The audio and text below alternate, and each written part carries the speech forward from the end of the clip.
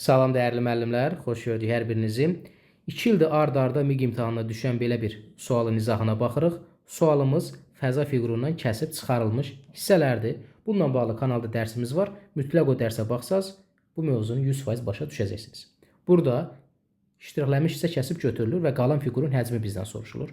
Qayda olaraq yadda saxlayın ki, istər kubdan, istər düzbucaqlı paralelipipeddən və digər adı kub boyutlu düzbucaqlı paralelepipetin kəsib götürülmə varsa, hər zaman həcm azalır. Və bu necə həll olunur?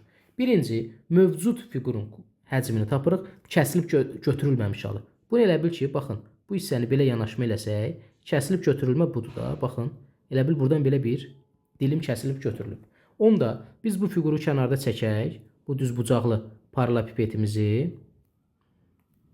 Aha, bu fiqurdur da, bunun ölçüləri necədir? Bura 5-dir, bura 4-dür, bura 7-dir.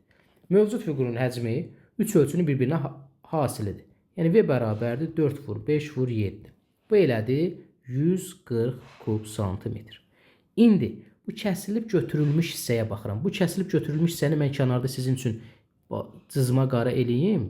Tam ola bilər səliqəli çəkməyək. Əsas mahiyyəti dərk eləməkdir. Baxın, bu kəsilib götürülmüş hissədir.